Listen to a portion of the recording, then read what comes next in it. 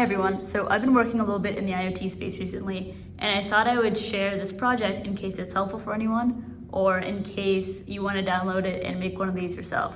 So this is a home alarm system. It's a buzzer, a microcontroller, and a motion detector. This also pairs with a web application that updates every time this motion detector is tripped, and then you can control the system from the website.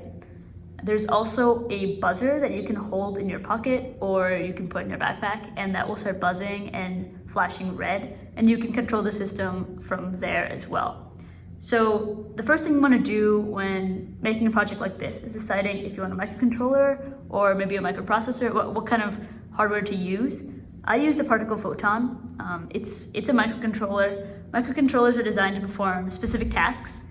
Microprocessors, on the other hand, you can build a lot of functionality into them, which is great, although sometimes you may not need them, so you can take the cost benefits of something like a microcontroller, which is really good for single sensors or for powering maybe an LED screen. So this microcontroller is the particle photon. It has 128 kilobytes of RAM. It's low power, efficient, and the cool thing about it is that you can push updates to it remotely. Once you choose this kind of hardware, you choose what protocol it uses. The messaging standard for these devices to connect to other devices or to connect to something called a broker that forwards the messages and receives and publishes other messages. I'll talk a little bit more about that later. So I chose to work with MQTT. It's a publish and subscribe pattern. So clients connect to a broker and the remote devices publish messages to a shared queue. The protocol optimizes message size and efficiency. And that's really what you want when you want to increase battery life and longevity of these devices, so you can kind of plug them in, update them remotely, and leave them be.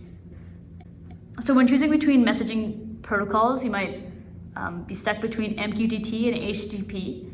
It really depends on the situation that you're in. If you are making a single connection and sending multiple messages over that one connection, you want to use MQTT because of the efficiency. It's efficient beyond what HTTP ever could get. But if you need to make multiple connections, then it's better to use HTTP because you don't have a significant benefit. The cool thing about MQTT in this case is that it has something called a last will and testament. So if someone maliciously unplugs this, I will get a notification like, hi, I'm the sensor. I've gone down for an unexpected reason. This is my last will and testament and the last message I will send.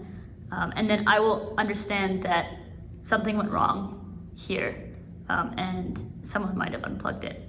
So I mentioned a broker. That's how all these devices connect to other devices, and that's how this device would connect to the web application and send messages. The cool thing about using a broker and implementing MQTT and these photons is that I can download and use the same code that I used for this and put 20, 30 of them wherever I want.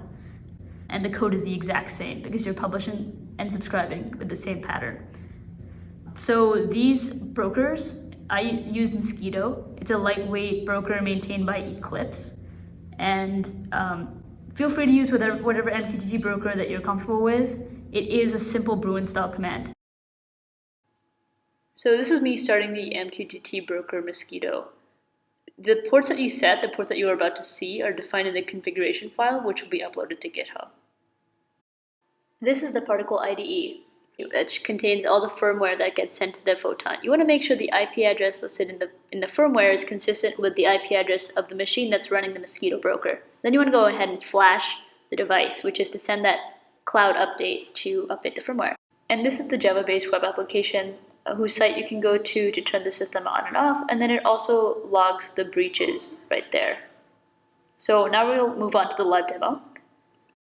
I do want to note here that the Photon is only using the computer as a power source, and all the data is actually being sent over Wi-Fi.